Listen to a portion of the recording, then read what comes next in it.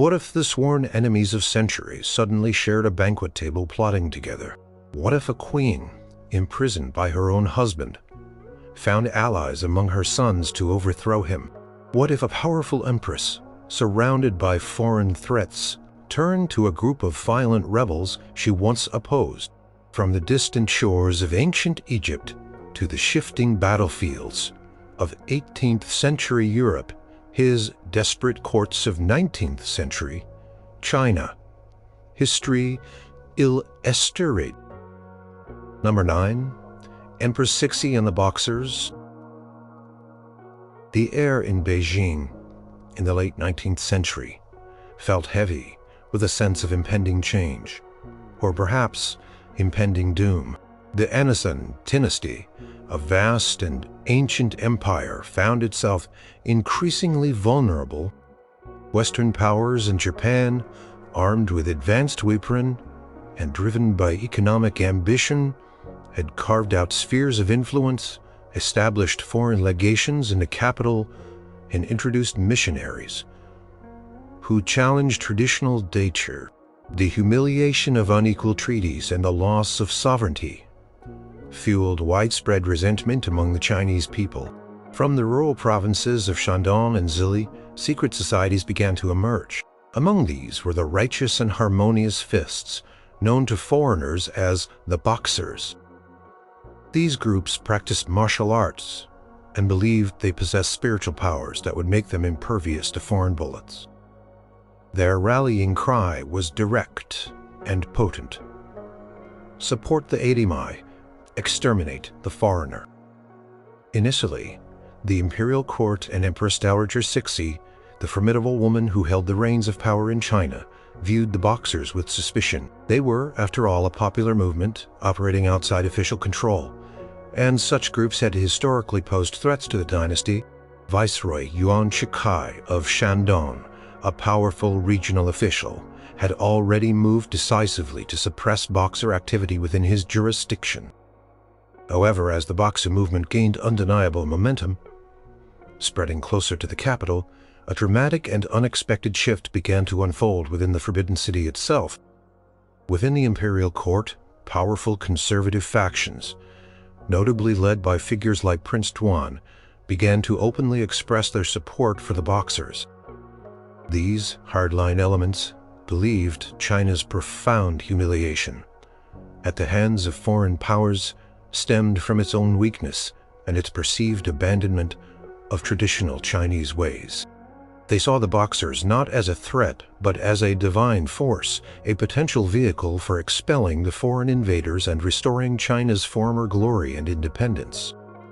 Empress Cixi, a ruler renowned for her shrewdness and adaptability, found herself in a complex position, weighing the various options. Reports from her generals detailed the Boxers' escalating strength and influence. There were also growing accounts of the Boxers' fervent anti-foreign sentiment, a feeling that resonated deeply with many within the imperial household who felt the constant sting of foreign encroachment and demands. Meanwhile, the foreign powers, increasingly alarmed by the rising anti-foreign violence, demanded that the imperial court take decisive action to suppress the Boxers, threatening direct intervention if their demands were not met. The pressure from all sides was immense. On June 6, 1900, following a period of intense internal debate and intricate political maneuvering within the imperial court, Empress Cixi convened the Grand Council. In this pivotal meeting, she presented a stark choice: continue to suppress the Boxers and risk outright foreign military intervention, or embrace them and, in essence, declare war on the world. The consensus among the hawkish faction, swayed by nationalist fervor and a belief in the Boxers' supernatural abilities, was clear: they would fight. A series of imperial edicts followed in rapid succession. These decrees, which had previously ordered the suppression of the Boxers, now subtly endorsed their actions. Local officials who had been cracking down on Boxer activities found themselves replaced or severely reprimanded. Boxer groups previously hunted and dispersed were now permitted to gather openly in Beijing. They marched through the city streets carrying their distinctive banners and performing their rituals. Their targets became increasingly specific: Chinese Christians and foreign missionaries were among the first to face the brunt of their fury. On June 13th, the escalating violence reached a critical point. Boxers began direct attacks on the foreign legations in Beijing, cutting telegraph wires and setting fire to buildings associated with foreigners. The foreign ministers, diplomats, and their families found themselves trapped and besieged within their legation quarter, sending increasingly desperate pleas for military relief. The atmosphere in Beijing became one of heightened tension, open warfare, and undeniable hostility towards all foreign presence. Empress Cixi's alliance with the Boxers, though initially nuanced, became undeniably clear for all to see.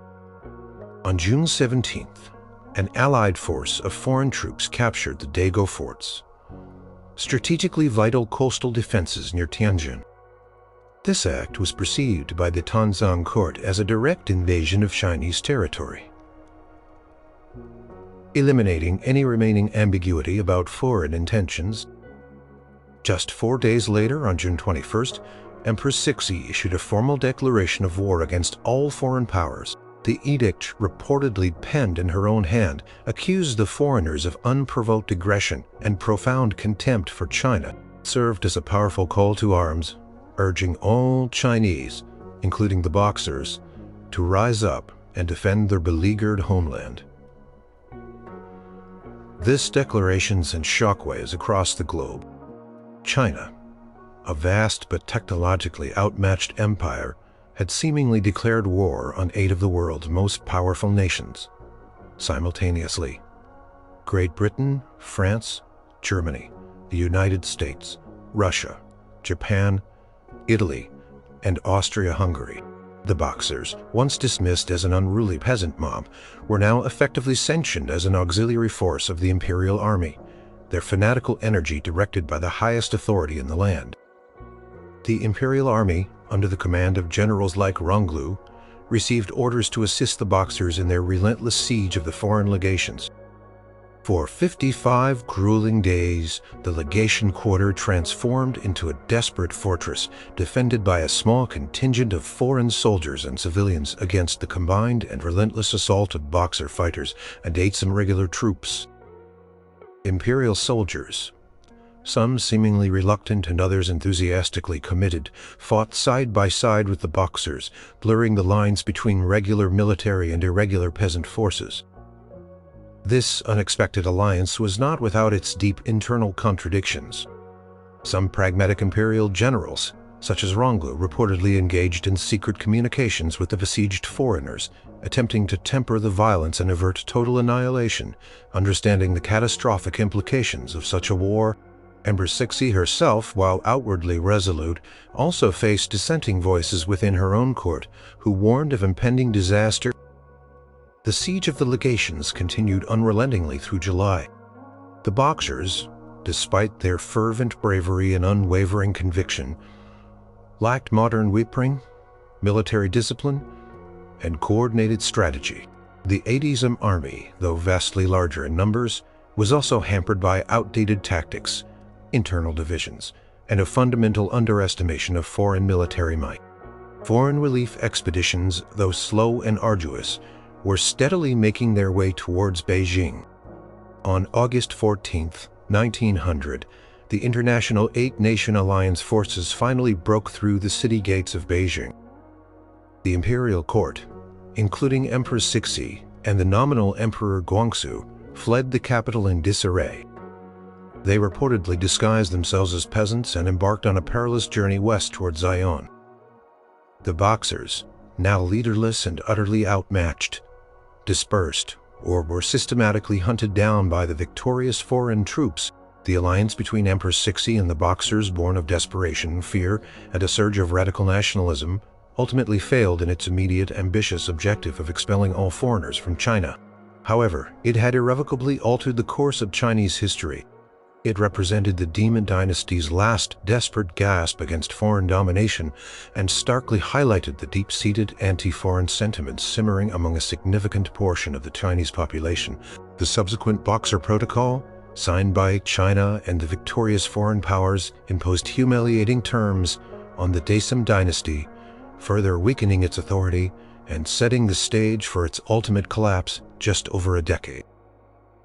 Number 8. Empress Maria Theresa and France. The mid-18th century in Europe was a powder keg, constantly on the brink of explosion, and at its heart lay the centuries-old rivalry between the Habsburg monarchy of France. Their armies had clashed across battlefields for generations, their diplomats had engaged in endless rounds of intrigue, and their dynastic ambitions had shaped the very map of the continent. The idea of them ever uniting was not just unlikely. It was, for many, unthinkable. Yet a remarkable shift was about to occur, orchestrated in part by one of history's most formidable female rulers. Empress Maria Theresa of Austria had inherited a vast but fragile empire. When her father, Charles VI, died in 1740, many European powers, citing the old Salic law that prevented female succession, saw an opportunity to dismember the Habsburg lands. The War of Austrian Succession followed a brutal 8-year conflict that left Maria Theresa bruised but resolute. Though she managed to hold on to most of her inheritance, she suffered a profound loss. The rich province of Silesia seized by the ambitious young king Frederick II of Prussia. This wound festered deeply. Maria Theresa desired nothing more than to reclaim Silesia and humble Frederick, whom she famously called that evil man. However, the traditional alliances of Europe were firmly established. Great Britain had long been Austria's ally, primarily as a counterweight to France's continental power. Prussia, under Frederick the Great, had emerged as a new aggressive force in Central Europe, and despite his previous aggression, Britain saw him as a useful ally against France. As well, Maria Theresa knew that a traditional alliance with Britain would not secure her revenge against Prussia. She needed a new strategy, a bold, almost revolutionary one. Enter Count Wenzel, Anton Kaunitz, Maria Theresa's brilliant and unorthodox foreign minister. Kaunitz understood that the old alliances were no longer serving Austria's interests. He proposed a radical reversal, an alliance with France. This idea initially met with shock and disbelief at the Viennese court. How could Austria, the traditional enemy of France, now seek friendship with her? But Maria Theresa, despite her piety and traditional upbringing, was a pragmatic and fiercely determined ruler. She gave Kaunitz her full backing to pursue these highly sensitive and secret negotiations.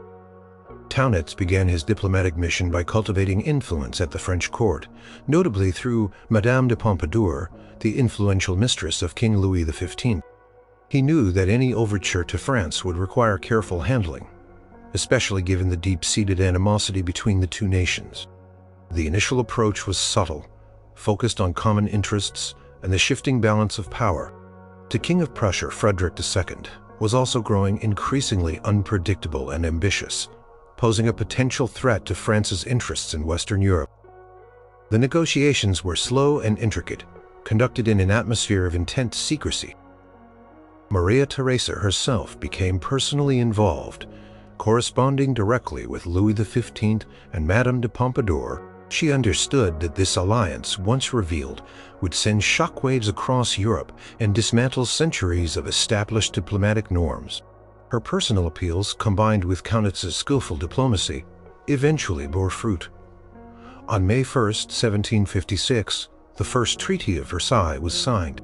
It was initially a defensive alliance, a pledge of neutrality and mutual assistance if either signatory was attacked. This agreement marked the official beginning of what historians would later call the diplomatic revolution. The implications were profound. Great Britain, alarmed by Austria's shift, responded by formalizing an alliance with Prussia through the Convention of Westminster. The old lines of European diplomacy were completely redrawn. Austria, France, and Russia, which had its own grievances with Prussia and saw an opportunity to expand its influence, now stood united against Prussia and Great Britain. The immediate consequence of this unprecedented alliance was the outbreak of the 7 Years' War, a conflict that quickly engulfed the globe, fought not only in Europe but also in North America, where it was known as the French and Indian War, India, and even the high seas. Austrian and French armies, which had been traditional enemies, now found themselves fighting side by side against Prussia and Britain. For example, at the Battle of Kalin in 1757, Austrian forces decisively defeated a Prussian army. Later, at the Battle of Rossbach, a combined French and Austrian army faced a Prussian force, though they suffered a significant defeat despite such setbacks. The alliance held firm. Maria Theresa, committed to the alliance, poured vast resources into the war effort, driven by her desire to reclaim Silesia. French armies, under commanders like the Prince of Soubise, engaged Prussian and British forces in the western parts of Germany. Russian forces, meanwhile, pressed hard against Prussia from the east, even briefly occupying Berlin in 1760. Despite the combined might of Austria, France, and Russia, Maria Theresa's ultimate objective, the recovery of Silesia, remained elusive. Frederick the Great, through brilliant military maneuvering and sheer resilience, along with crucial financial support from Britain, managed to hold onto his conquests. The war ended in 1763 with the Treaty of Hubertusburg, which confirmed Prussia's possession of Silesia. Though Maria Theresa did not achieve her primary goal of reclaiming Silesia, the alliance with France had fundamentally reshaped the European diplomatic landscape. It demonstrated her willingness to abandon centuries of tradition in pursuit of her empire's strategic interests. The diplomatic revolution, orchestrated by Maria Theresa and her determined minister, proved that even the most deeply ingrained hostilities could be set aside for the sake of political expediency, forever altering the balance of power in Europe and proving that alliances could indeed be forged. Number 7. Queen Elizabeth I in the Ottoman Empire. In the late 16th century, Europe was a continent defined by religious and political upheaval. The dominant power was Catholic Spain, ruled by King Philip II. Spain controlled vast territories, commanded a formidable navy, and championed the Counter-Reformation, viewing Protestant England, led by Queen Elizabeth I, as a dangerous heresy and a direct threat to its ambition. English ships, often privateers, like Sir Francis Drake, constantly harassed Spanish treasure fleets, returning from the Americas, further escalating tensions. England desperately needed allies, but Protestant nations in Europe were few, and often militarily weak. This forced Queen Elizabeth to look to an unexpected quarter: the vast and powerful Ottoman Empire. The Ottoman Empire under Sultan Murad III was a Muslim power that also found itself in a complex and often adversarial relationship with Habsburg, Spain.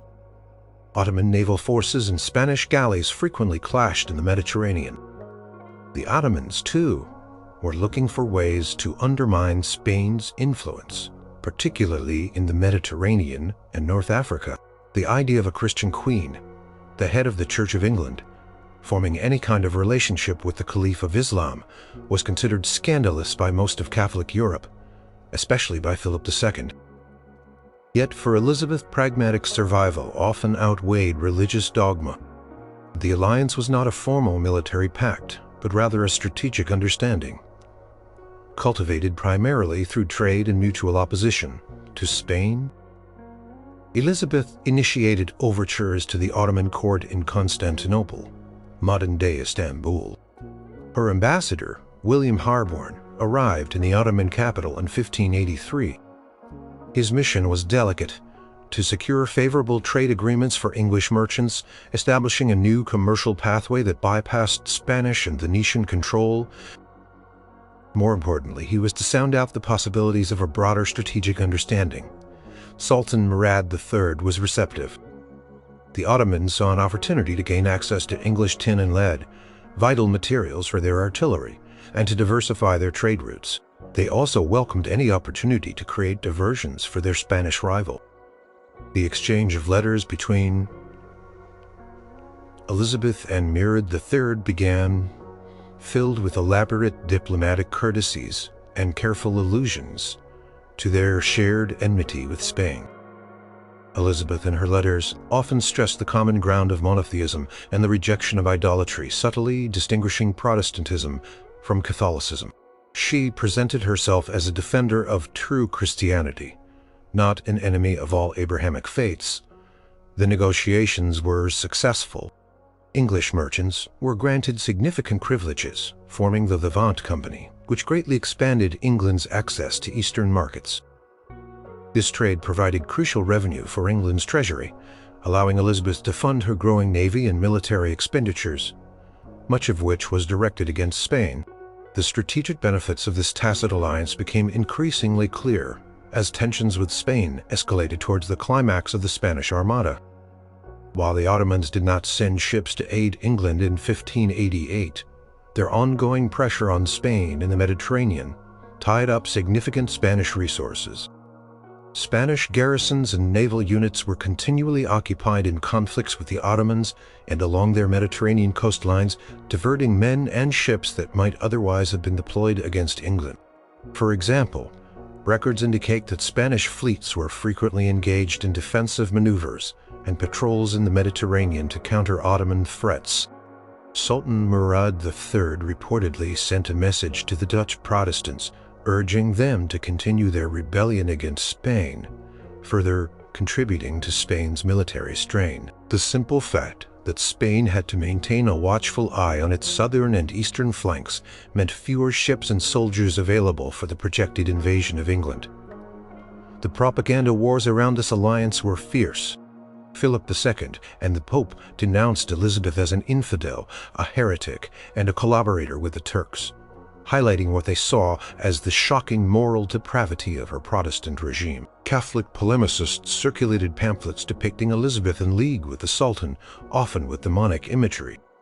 However, for Elizabeth and her advisors, such condemnation was a small price to pay for undermining their primary adversary.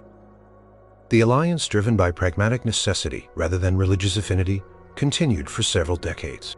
English ships, under the guise of trade, sometimes carried intelligence or even munitions that indirectly aided Ottoman actions against Spain. This unusual partnership demonstrated Elizabeth's realpolitik approach to foreign policy. She was willing to engage with any power, regardless of religious or cultural differences, if it served England's national interest and provided a counterweight to the formidable threat of Catholic Spain. The English National Archives contain numerous diplomatic correspondences and reports detailing the exchanges and mutual benefits derived from this unexpected diplomatic maneuvering. It was an alliance built on shared opposition, a testament to the fact that in the world of high-stakes power struggles, the enemy of my enemy truly could be my friend, even across profound cultural divides. Number 6. Queen Cleopatra VII of Egypt and Mark Antony. In the tumultuous heart of the 1st century BC, the ancient kingdom of Egypt, a beacon of civilization for millennia, found itself increasingly overshadowed by the colossal power of the Roman Republic. Its last independent ruler, Queen Cleopatra VII, inherited a rich legacy but also a precarious position. Rome's civil wars following the assassination of Julius Caesar fractured the Republic into competing factions.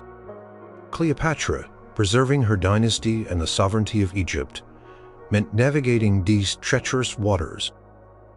Her alliance with Mark Antony, one of the 3 powerful triumvirs, vying for control of Rome, was a desperate gamble, an unexpected embrace of a Roman faction to secure Egypt's survival, rather than a defiant resistance against Rome itself. Cleopatra had already forged a relationship with Julius Caesar, bearing him a son, Caesarion, and using their bond to strengthen Egypt's standing. Caesar's death left her vulnerable, facing the scorn of Rome's traditionalists. And the ambition of Octavian, Caesar's adopted heir. Mark Antony, a Manic and seasoned Roman general, controlled the eastern provinces of the Roman Republic. His immense power and Cleopatra's desperate need for an ally set the stage for their legendary encounter. Their alliance began not with formal treaties, but with a personal summons. In 41 BC, Antony, asserting his authority in the east, demanded that Cleopatra meet him in Tarsus, a city in modern-day Turkey, to account for her alleged support of Caesar's assassins and to provide funds for his Parthian campaign. Cleopatra, understanding the gravity of the summons, planned an arrival designed to impress and subdue. She sailed up the Cydnus River in a magnificent gilded barge, adorned with purple sails, silver oars, and attended by servants dressed as cupids. The spectacle was so breathtaking that Antony, initially expecting a supplicant, was immediately captivated. This dramatic entrance marked the beginning of a profound personal and political relationship. Cleopatra, through her intelligence, charm, and strategic acumen, quickly drew Antony into her orbit. Their alliance was fundamentally about power and resources. Antony needed Egypt's immense wealth, particularly its grain supply, to fund his legions and his ambitious campaign, especially against the powerful Parthian Empire to the east. Cleopatra, in turn, needed Antony's military might and political influence to protect her kingdom from rival claimants to the Egyptian throne, and more importantly, from the relentless encroachment of Rome. Over the next decade, their bond deepened. Antony spent significant time in Egypt, immersing himself in the opulent Alexandrian court. He publicly recognized Caesarion as Caesar's son, a move that directly challenged Octavian's legitimacy as Caesar's sole heir. In a series of grand ceremonies known as the Donations of Alexandria, in 34 BCE, Antony formally granted Cleopatra and their children vast territories that Rome had conquered, including parts of Syria, Cilicia, and Cyrenaica. He declared Caesarion King of Kings, and Cleopatra Queen of Kings, signifying their dominion over these newly acquired lands. These acts were deeply provocative to Rome, especially to Octavian, who saw them as a blatant attempt to create a rival Eastern Empire and undermine Roman authority. The alliance involved joint military campaigns. Antony, often with Egyptian support and resources, pursued his campaigns against the Parthians. Though these met with mixed success, Cleopatra provided him with vital financial backing, ships, and supplies for his legions. She even accompanied him on some campaigns, demonstrating her direct involvement in their shared strategy. The relationship became so intertwined that Roman senators loyal to Octavian began to portray Antony as a man corrupted by an Oriental queen, abandoning his Roman duties for an extravagant Eastern lifestyle. The final confrontation came in 31 BCE.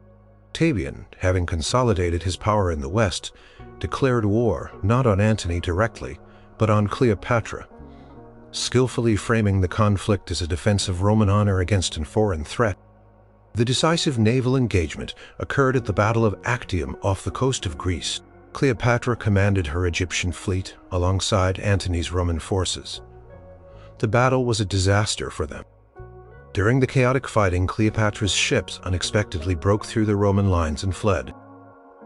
Antony, seeing her departure, followed her, abandoning his fleet and his soldiers. The defeat at Actium shattered their forces and their political standing. They retreated to Egypt, where Octavian pursued them relentlessly. As Octavian's forces closed in, Antony, receiving a false report of Cleopatra's death, fell on his own sword.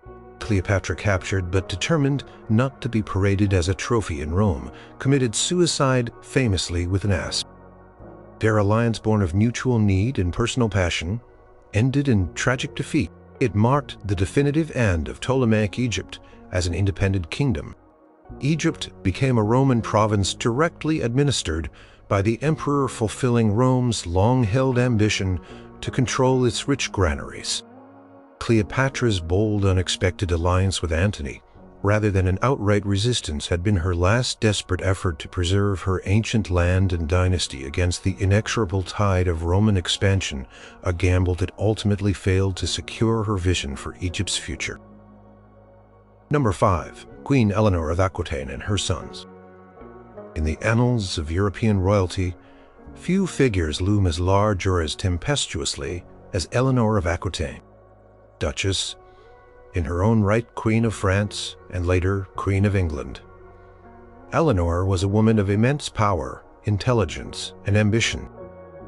Her life was marked by political intrigue, crusades, and constant maneuvering. Yet perhaps one of her most unexpected alliances was forged, not with a foreign power or a distant monarch, but with her own flesh and blood. Her sons against their father, Henry II, the formidable King of England. This was not just a family dispute, it was a major feudal rebellion, shaking the foundations of the Angevin Empire. Eleanor's marriage to Henry II in 1152, just 8 weeks after her annulment from King Louis VII of France, created an empire stretching from Scotland to the Pyrenees. Henry, a dynamic and ambitious ruler, consolidated power often at the expense of his strong-willed wife. As Henry's grip on his vast Angevin empire tightened, Eleanor found her own authority and influence, particularly over her inherited duchy of Aquitaine, steadily diminishing. She was a queen with little real power at the English court, a stark contrast to her previous role as a ruling duchess. The seed of discontent grew particularly among her sons. Henry II had 4 legitimate sons by Eleanor: Henry the young king, Richard; later the Lionheart, Geoffrey and John. According to feudal custom, these sons expected to be granted lands and authority of their own. Henry, however, was reluctant to cede any real power, keeping them on short financial and political leashes. Henry the young king, despite being crowned co-king, was given no real authority or independent income. Richard chafed under his father's control over Aquitaine, a duchy he believed should be his. Geoffrey felt similarly about Brittany. Eleanor, increasingly alienated from Henry, actively encouraged her sons' grievances. She understood their frustrations, and it is believed, played a significant role in fostering their rebellion. In March 1173, she left Henry's court and traveled to her own lands in Aquitaine, where she gathered support. The Great Revolt of 1173 to 1174 was born of this simmering resentment, and Eleanor's decisive action, the alliance against Henry II, was multifaceted. It involved not only his 3 eldest sons, Henry the young king, Richard and Geoffrey, but also Henry's long-standing enemy, King Louis VII of France, and various discontented English, Norman and Scottish barons. Eleanor was not merely a passive supporter. She was an active participant in the rebellion. She reportedly helped raise troops, supplied money, and used her extensive network of contacts within Aquitaine to galvanize support for her sons. Her presence and influence lent legitimacy to the revolt, transforming it from a mere filial dispute into a wider, more dangerous challenge to Henry's rule. The rebellion exploded across the Angevin Empire.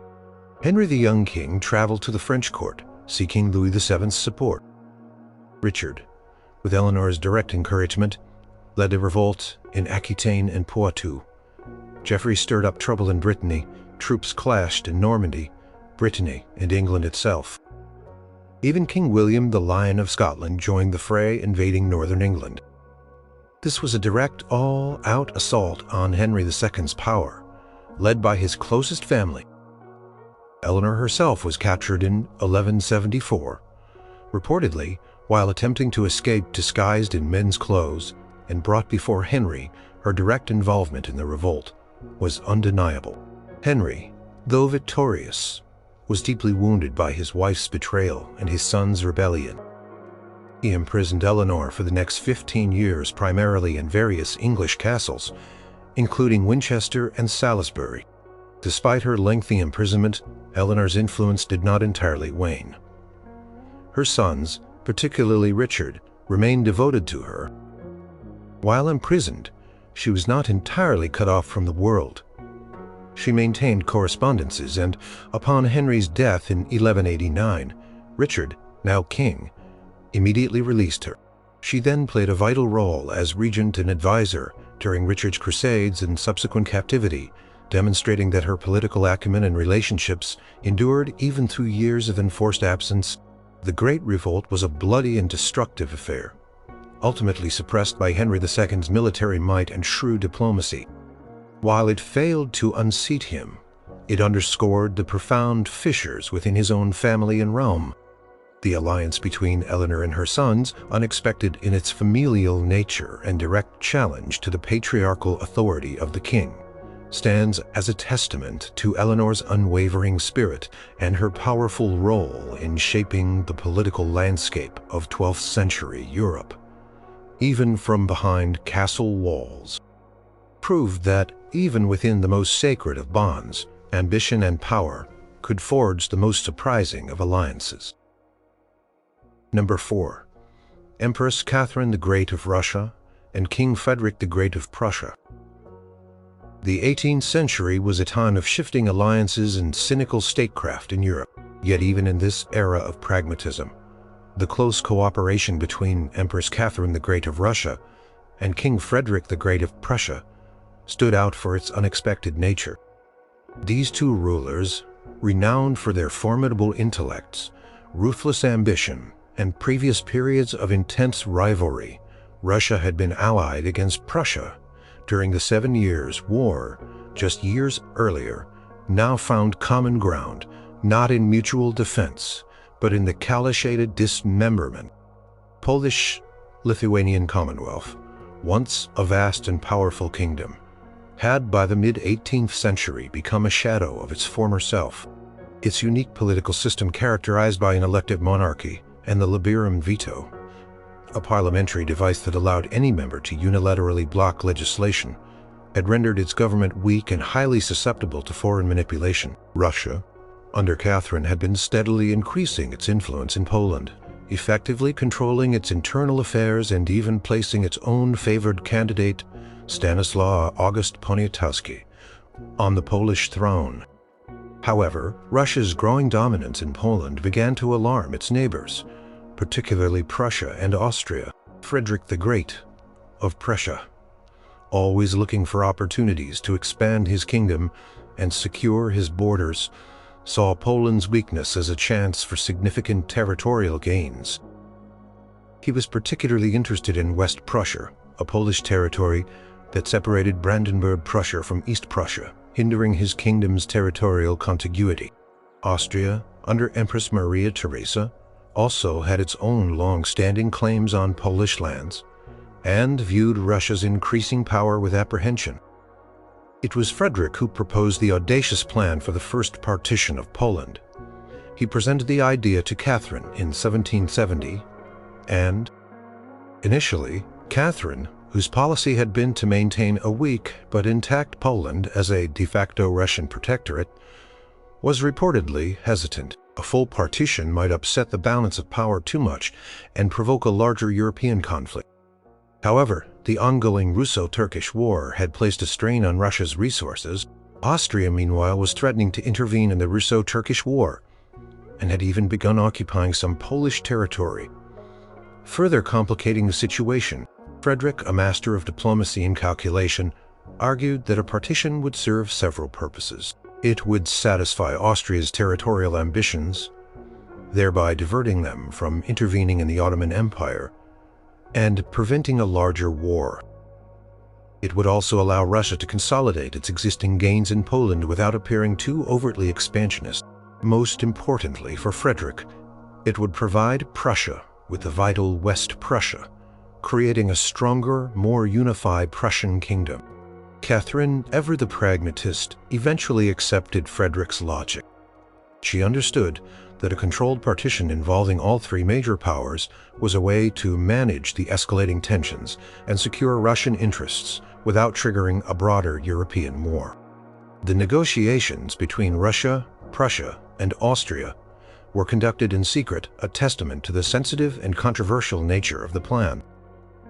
On February 17, 1772, the three powers, Russia, Prussia, and Austria, signed the Treaty of St. Petersburg. This agreement formally recognized their mutual claims and provided for the division of significant portions of the Polish-Lithuanian Commonwealth. Among themselves, Russia received vast eastern territories, including parts of Livonia and Malust, containing a large Orthodox population. Prussia gained West Prussia, excluding Gdańsk Toruń, securing its territorial link between Brandenburg and East Prussia.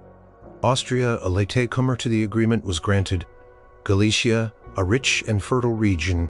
The Polish Sejm parliament, coerced by the presence of Russian troops in Warsaw, was forced to ratify the partition in 1773. The sheer audacity and cynicism of this act shocked many across Europe. Even amongst seasoned diplomats, it demonstrated the brutal realities of 18th century realpolitik, where the rights of a sovereign nation could be utterly disregarded. For the strategic and territorial gains of more powerful neighbors, the alliance between Catherine and Frederick, joined by Maria Theresa, fundamentally altered the map of Eastern Europe. It permanently weakened the Polish-Lithuanian Commonwealth, setting a dangerous precedent for its complete disappearance from the map of Europe. In subsequent partitions in 1793 and 1795, for Catherine, it solidified Russia's position as a dominant force in Eastern Europe. For Frederick, it cemented Prussia's status as a major European power and provided crucial territories for his growing kingdom. This alliance was not born of friendship or shared ideology, but of pure cold calculation. It was a testament to the ability of two powerful and often rivalrous monarchs to put aside past grievances and short-term differences to achieve larger, mutually beneficial, albeit morally questionable, strategic goals. The First Partition of Poland remains a stark example of an unexpected alliance, forged not for defense or liberation, but for shared conquest and expansion. Number 3. Queen Victoria of the United Kingdom and Emperor Napoleon III of France. For centuries, the relationship between Great Britain and France had been defined by rivalry, conflict, and often outright war. From the Hundred Years' War to the Napoleonic Wars, these two powerful nations had been bitter enemies, clashing across battlefields from Waterloo to the high seas. The very notion of an Anglo-French alliance seemed almost absurd, a betrayal of deep-seated historical animosity. Yet, in the mid-19th century, an unexpected alliance was forged between Queen Victoria of the United Kingdom and Emperor Napoleon III of France. Born of mutual concern over a rising threat in the East, the spark for this unlikely partnership was the Eastern question, the strategic competition over the declining Ottoman Empire. Russia under Tsar Nicholas I was aggressively expanding its influence into Ottoman territories, particularly in the Balkans, and over access to the Mediterranean. Britain, with its vast empire and global trade interests, viewed Russian expansion with deep suspicion.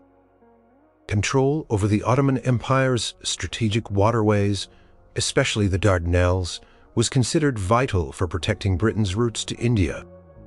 France, under its recently crowned Emperor Napoleon III, also harbored its own concerns. Napoleon III, eager to assert France's renewed power and legitimacy on the European stage after years of political instability, sought to challenge Russian influence. He also had a particular interest in protecting Catholic holy sites in the Ottoman Empire, a religious dispute that provided a convenient pretext for intervention. Initially, both Britain and France sought to restrain Russia through diplomatic means. However, when Russia invaded the Ottoman principalities of Moldavia and Wallachia, and then decisively defeated the Ottoman fleet at the Battle of Sinope in November 1853, diplomatic efforts, the balance of power in the East, seemed irrevocably shifting. Queen Victoria, despite her traditional reservations about France and the very name Napoleon, given her family's long-standing animosity towards Napoleon Bonaparte, recognized a pressing strategic necessity. Her government, led by Prime Minister Lord Aberdeen, agreed that common action was required. On March 28, 1854, both Great Britain and France formally declared war on Russia, marking the beginning of the Crimean War. This declaration from two nations that had been archenemies just decades prior sent shockwaves through Europe. The alliance was not without its awkward moments. Victoria, known for her staunch Protestantism and conservative views, initially viewed Napoleon III with a degree of apprehension. He was, after all, the nephew of the man who had brought so much turmoil to Europe. However, as the war progressed, their alliance solidified. In April 1855, in a groundbreaking diplomatic gesture, Emperor Napoleon III paid a state visit to Queen Victoria at Windsor Castle. This was the first time a French monarch had visited a British monarch in England since Henry VIII met Francis I centuries before. The visit was a resounding success. Victoria, charmed by Napoleon III's demeanor and impressed by his intelligence, noted in her diary that he was very quiet and amiable. In return, Victoria and Prince Albert made a reciprocal state visit to France in August 1855, attending a grand banquet at the Palace of Versailles. These visits were carefully choreographed public displays designed to project an image of unity and strength to the world, and particularly to Russia. They symbolized the unprecedented cooperation between two historically antagonistic powers. The war itself was fought primarily on the Crimean Peninsula, focused on the strategic Russian naval base of Sevastopol. British, French, and later Sardinian forces fought side by side against the Russian Empire. Battles like Alma Balaclava, famous for the charge of the Light Brigade, and Inkerman saw Anglo-French forces enduring terrible conditions, logistical nightmares, and heavy casualties. French troops significantly outnumbered British forces, and their logistical efforts were often more efficient. Despite the hardships and tactical disagreements that arose between the two armies the alliance held, both nations were committed to preventing Russian dominance in the Ottoman Empire. The war lasted for 2 years, ending with the Treaty of Paris in 1856. The treaty temporarily checked Russian ambitions in the Black Sea and preserved the integrity of the Ottoman Empire, albeit for a limited time. The Anglo-French alliance in the Crimean War was a pivotal moment in European diplomacy. It demonstrated that centuries of animosity could be set aside when faced with a common perceived threat. While underlying tensions between the two nations would persist, the Crimean War forged a temporary but effective partnership, proving that even the most deeply ingrained historical rivalries could yield to the strategic necessities of a shifting Govalese. It was a remarkable example of pragmatism, triumphing over prejudice, orchestrated by two powerful monarchs who recognized the changing currents of global power. Number 2. Queen Boudica of the Iceni and other British tribes. In the year 60 or 61 CE, the island of Britannia, still largely wild and untamed beyond the Roman legion's reach, simmered with resentment. The Roman Empire, having invaded in 43 CE, steadily expanded its control, imposing its laws, taxes, and culture upon the native British tribes. While some tribes like the Atrebates accommodated Roman rule, others chafed under the foreign yoke. The Iceni, a tribe located in what is now East Anglia, had initially been granted client kingdom status, allowed to retain some autonomy. However, upon the death of their king Prasutagus, Roman policy abruptly changed. Instead of respecting his will, which bequeathed his kingdom partly to his daughters and partly to Emperor Nero, the Romans moved to annex the Iceni territory entirely. The Roman procurator, Catus Decianus, overseeing financial matters, reportedly acted with particular brutality. Iceni nobles were stripped of their property, and Prasutagus' widow, Boudica, was publicly flogged. Her daughters were assaulted. This systematic humiliation of a royal family, combined with the general oppression and demands for tribute, ignited a spark of fury among the Iceni. Boudica, a formidable woman described by Roman historians as tall, with flowing red hair and a piercing gaze, rose to lead her outraged people. Her personal grievances mirrored the collective suffering of her tribe, but her vision extended beyond the Iceni. She understood that only a united front of disparate British tribes could hope to challenge the might of Rome. This was, in itself, an incredibly unexpected development. British tribes were notoriously fragmented, often engaging in fierce rivalries among themselves. Long-standing feuds and different cultural practices usually precluded large-scale cooperation. Yet, Boudica, through her charisma and the shared trauma of Roman oppression, managed to forge an astonishing alliance. The Trinovantes, a neighboring tribe that had suffered greatly under Roman rule, their former capital, Camalodunum, had been transformed into a Roman colonia, essentially a settlement for retired Roman soldiers, often built upon their sacred lands, were among the first to join the Iceni. Their resentment over land confiscation and their pride wounded by the Roman presence provided fertile ground for Boudica's rebellion. Other tribes, whose names are not always specified in historical accounts, but were undoubtedly numerous, also flocked to her banner, swayed by her impassioned speeches and the promise of liberation from Roman tyranny.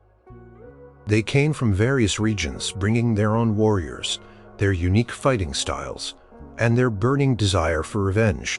The alliance was solidified through ritualistic ceremonies and a shared vow to expel the invaders. Boudica's ability to rally such diverse groups, transforming them into a cohesive, albeit loosely organized, fighting force speaks volumes about her leadership. She leveraged the common grievances against Roman taxation, the desecration of sacred sites, and the general arrogance of the Roman administration. The Roman provincial governor Suetonius Paulinus was campaigning far away in Anglesey, Mona, slaughtering Druids when the revolt erupted, leaving the Roman province vulnerable. The uprising was swift and devastating. The allied British tribes under Boudica's leadership first marched on Camalodunum, modern Colchester, the former Trinovantian capital, and a symbol of Roman dominance. They overwhelmed the Roman defenders, sacked the city, and massacred its inhabitants, including the Roman settlers and their local supporters. The 9th Legion, attempting to relieve the besieged city, was ambushed and almost entirely annihilated. Emboldened by this early success, Boudica and her allied forces then turned their fury towards Londinium, modern London, a bustling commercial center. The Roman governor, Suetonius Paulinus, arriving with his forces, was forced to make a difficult choice: defend the city or save his legions. He chose the latter, abandoning Londinium. The British warriors swept in, burning the city to the ground and slaughtering its inhabitants. The Relamium, modern. St. Albans, another Romanized town, suffered a similar fate. Estimates suggest that perhaps 70,000 to 80,000 Romans and Roman sympathizers perished in these initial massacres. Boudica's unexpected alliance of tribes had achieved unprecedented success against the mighty Roman Empire. It demonstrated the power of unity, however fleeting, in the face of a common oppressor. The sheer ferocity and scale of the revolt sent shockwaves through the Roman world, forcing Emperor Nero to even consider withdrawing from Britannia entirely. However, the tide eventually turned. Suetonius Paulinus, a seasoned general, gathered his remaining forces along with reinforcements and chose a strategic battleground, a narrow defile that negated the superior numbers of the Britons. The exact location of the final battle is debated, but Roman accounts describe a decisive engagement. The heavily armed and disciplined Roman legions, employing superior tactics, systematically cut down the British warriors, who fought bravely but were hampered by their sheer numbers and lack of coordinated strategy. The Roman victory was absolute. Boudica's fate is debated. Some accounts suggest she poisoned herself to avoid capture, while others state she died of illness. Roman vengeance was swift and brutal, and the Iceni and Trinovantes were largely decimated. Despite its ultimate failure, Boudica's alliance and the revolt she led remain one of the most powerful symbols of indigenous resistance against imperial conquest. It stands as a powerful reminder of how unexpected unity can arise from shared grievances, and how a queen, even in a patriarchal society, could inspire diverse peoples to stand as one against a seemingly invincible foe. Number 1. Empress Wu Zetian and the Buddhist establishment.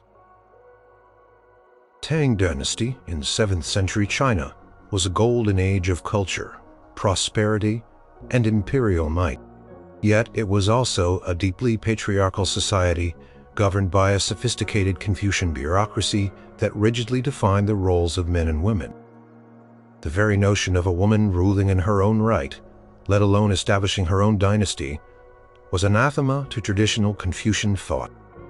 Empress Cixi, a woman of extraordinary ambition and political acumen, rose from imperial consort to empress regent, and then, most shockingly, to empress regnant, to legitimize her unprecedented rule and counter the entrenched Confucian elite. She forged an unexpected and powerful alliance with the Buddhist establishment. Buddhism had arrived in China centuries earlier and had grown significantly, often existing in a complex relationship with the state. While sometimes patronized by emperors, it was also viewed with suspicion by Confucian scholars, who saw its foreign origins and monastic traditions as a challenge to Chinese social order and the traditional family structure. Confucian bureaucracy, the backbone of the Tang imperial system, was largely composed of male scholars whose power stemmed from their mastery of classical texts and their adherence to strict hierarchical principles. Cixi as a woman fundamentally challenged these principles. Cixi had already demonstrated a personal devotion to Buddhism during her early life. As she consolidated her power, first as regent for her young sons and then through a series of ruthless political maneuvers that eliminated rivals, she recognized the potential of Buddhism as a source of legitimacy that transcended traditional Confucian norms. Confucianism stressed the male line of succession and the concept of the mandate of heaven typically bestowed upon a male emperor. Buddhism, with its emphasis on spiritual enlightenment and universal compassion, offered a different, more flexible framework. Her alliance with the Buddhist establishment was a grand patronage project. She lavished vast sums of money on Buddhist temples, monasteries, and scholars across the empire. She commissioned monumental works of Buddhist art, including the colossal Buddha statues at the Longmen grottos, which bore a striking resemblance to her own features. This grand scale of patronage not only demonstrated her piety, but also solidified her position as a protector and patron of the faith, earning her the loyalty and admiration of the Buddhist clergy and their followers. More strategically, Cixi actively encouraged Buddhist scholars to produce texts and interpretations that directly supported her rule.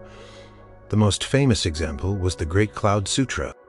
Buddhist monks, with imperial encouragement, propagated interpretations of this sutra that prophesied the reincarnation of a female bodhisattva, a being who postpones nirvana to help others, who would rule a universal empire.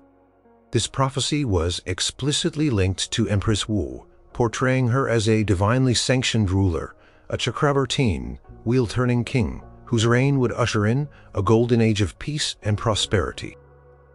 This provided a powerful, ideological counter-narrative to Confucian critiques, elevating her position beyond earthly political struggles. She appointed Buddhist monks to high office, sometimes even above traditional Confucian officials. For example, she elevated the monk Huaiyi to positions of great influence and power, giving him vast resources and authority. This move not only rewarded her Buddhist allies, but also served to counterbalance the influence of the Confucian bureaucracy, which often viewed her as a usurper. The alliance resulted in an unprecedented flourishing of Buddhism during her reign. New Buddhist sects gained prominence, and the translation and dissemination of Buddhist texts expanded. This patronage also fostered cultural exchange, as Buddhist ideas and artistic styles continued to integrate deeply into Chinese society. The Buddhist temples became centers of learning, art, and even political support for her new Zhou dynasty, which she declared in 690 CE, temporarily replacing the Tang. After Cixi's reign, which ended in 705 CE with her forced abdication, Confucianism gradually reasserted its dominance. However, Buddhism remained deeply embedded in Chinese culture, having gained immense prestige and institutional strength under her patronage. Her alliance with the Buddhist establishment, born out of a profound need for legitimacy and a desire to challenge the deeply ingrained patriarchal structures of Chinese society, was a masterstroke of political maneuvering. It demonstrated how a determined queen could leverage religious institutions to secure and justify her unprecedented rise to power, forging an unexpected ideological foundation for her rule. In defiance of centuries of tradition,